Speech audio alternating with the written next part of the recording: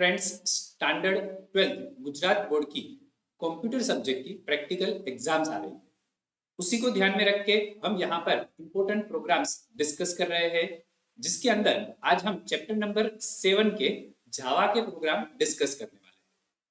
उसमें सबसे पहले हम आज डिस्कस करेंगे ग्रेडिंग सिस्टम एंड उसके बाद हम डिस्कस करने वाले हैं लूप का प्रोग्राम। तो चलो बिना टाइम वेस्ट किए स्टार्ट करते हैं ग्रेडिंग सिस्टम, कि जहां पर हम एलसीफ लेडर का यूज करने वाले हैं। सबसे पहले हमें नोटपैड चालू करना है। नोटपैड के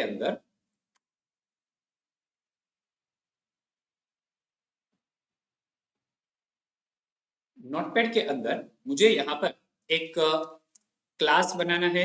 तो मैंने यहाँ पर माई डेमो नाम का एक क्लास बना दिया है। कर्ली ब्रैकेट चालू करके बंद कर दिया। उसके अंदर public static void main integer arguments, ये हमारा एक फिक्स फॉर्मेट है। बराबर, कोई भी जावा का प्रोग्राम करो तो इतना आपको लिखना ही है। अब उसके अंदर मैंने यहाँ पर एक परसेंटेज नाम का वेरिएबल बना दिया और उसको 71% मैंने असाइन कर दिए। अब यहाँ पर मुझे इफ कंडीशन लिखनी है। इफ परसेंटेज ग्रेटर देन और इक्वल टू 70 अगर है तो मुझे यहाँ पर प्रिंट करना है system dot out dot print LN first class. उसके बाद ये लाइन को मैं कॉपी कर लेता हूं, क्योंकि मुझे आगे भी जरूरत पड़ने वाली है। तो मैं यहाँ पर अब एलसीफ लेडर का यूज कर रहा हूं।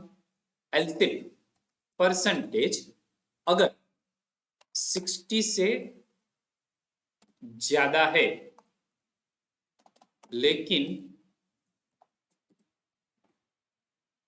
अगर 70 से कम है तो मुझे यहां पर सेकेंड क्लास मिलेगा। एक काम करते हैं, क्लास को निकाल देते हैं, हम ग्रेड रखते हैं तो इजी हो जाए समझने के लिए हमें।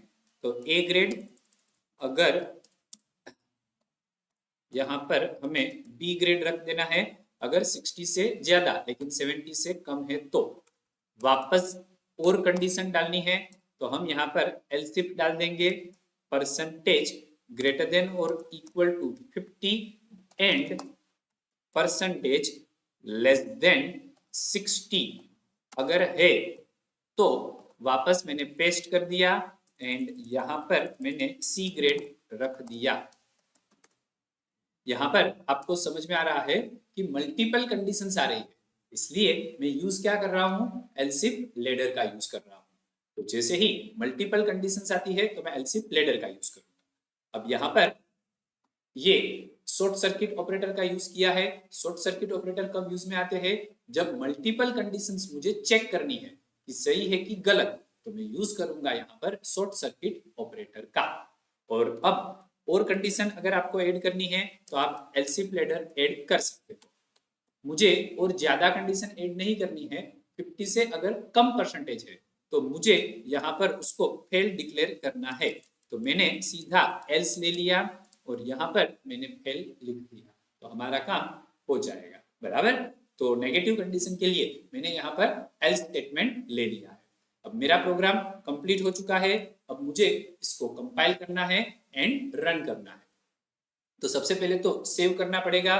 तो कंट्रोल एस मैंने शॉर्टकट की दे दी यहाँ पर। उसके बाद मुझे सेव कहाँ करना है, तो हम लोगों ने स्टैंडर्ड 12 नाम का एक फोल्डर बनाया है, जिसके अंदर मुझे माई डेमो नाम से सेव करना है। क्यों माई डेमो, क्योंकि जो क्लास का नाम है वही नाम हमारी फाइल का होना चाहिए।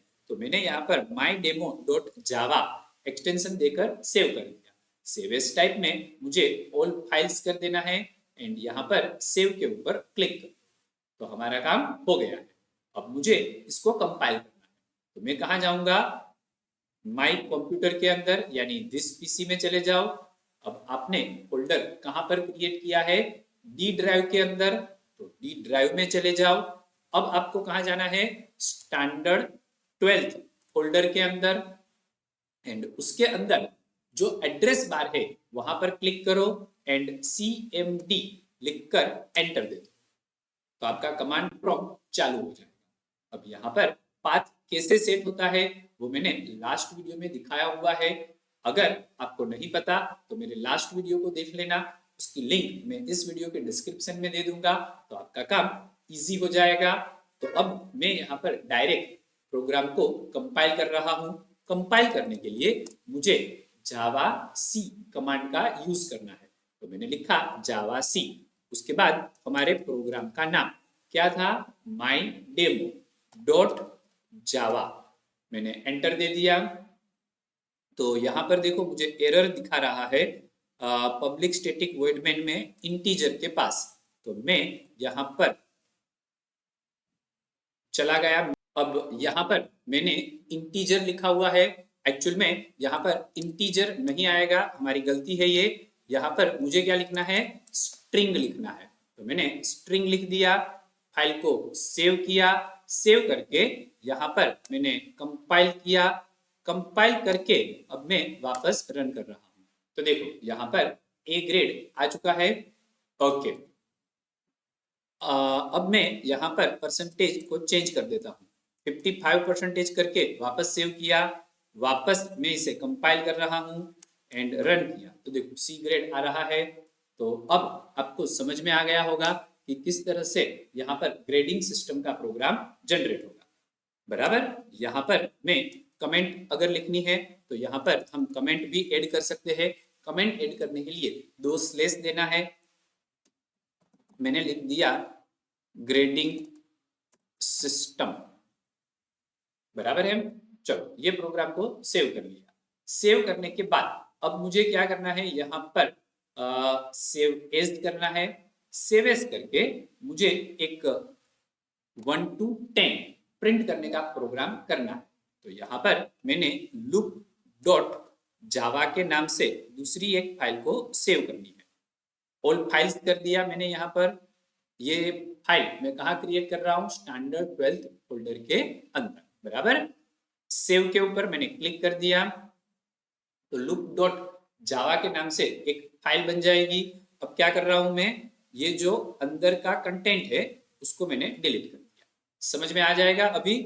और यहाँ पर अब मैं चेंज कर रहा हूँ प्रिंट 1 to 10। तो सेव एज करने से फायदा क्या हुआ कि मुझे ये जो फिक्स फॉर्मेट है उसको वापस लिखना नहीं पड़े, बराबर। अगर आपको कंफ्यूजन हो रहा है तो आप नोटपैड में जाकर न्यू फाइल ले लेना, न्यू फाइल लेके आप वापस लिख लो तो भी कोई प्रॉब्लम नहीं, बराबर है। अच्छा, अब मुझे सबसे पहले क्या करना है, क्लास का नाम चेंज कर देना है। मैंने यहाँ पर लूप लिख दिया और अब मुझे यहाँ पर लेना है integer i equal to 1। i क्या है, हमारा वेरिएबल। अब मुझे व्हाइल लूप के अंदर कंडीशन लिखनी है, i लेस देन और इक्वल टू 10, बराबर है। उसके बाद अब कर्ली ब्रैकेट चालू करके कर्ली ब्रैकेट कंप्लीट कर दो एंड अब मुझे यहाँ पर प्रिंट करवाना। तो मैंने लिखा यहाँ पर system dot out dot print ln और यहाँ पर i equal to double quote में लिख दिया तो एज इट इज प्रिंट होगा, प्लस i लिखा मैंने तो i की वैल्यू प्रिंट होगी। एंड अब मुझे क्या करना है, यहाँ पर i प्लस प्लस, तो हमारा काम कंप्लीट हो जाएगा। इसको मैंने सेव कर दिया। सेव करके अब मुझे रन करना है, लेकिन रन करने से पहले समझ लेते हैं properly. i equal to 1, 1 less than 10 है, यस, तो यहाँ पर i की वैल्यू 1 प्रिंट हो जाएगी। अब क्या होगा, i प्लस प्लस, तो ये 2 हो जाएगा। 2 लेस देन 10 है, यस, तो 2 को यहाँ पर प्रिंट कर। तो इस तरह से मेरा लूप चालू रहेगा 10 नंबर तक। जैसे ही 11 आएगा तो कंडीशन गलत हो जाएगी और मुझे लूप में से बाहर निकाल दिया जाएगा। तो अब इसको हम कंपाइल कर लेते हैं पहले। तो मुझे यहाँ पर अब क्या लिखना है, जावा सी लूप डॉट जावा, देखो सिस्टम का स्पेलिंग मैंने गलत लिखा हुआ है, तो यहाँ पर एरर दे रहा है मुझे, तो मैंने सिस्टम का स्पेलिंग सही कर दिया, इसको वापस सेव किया, सेव करके अब मुझे कंपाइल करना है। तो देखो अब मेरी एरर सोल्व हो गई।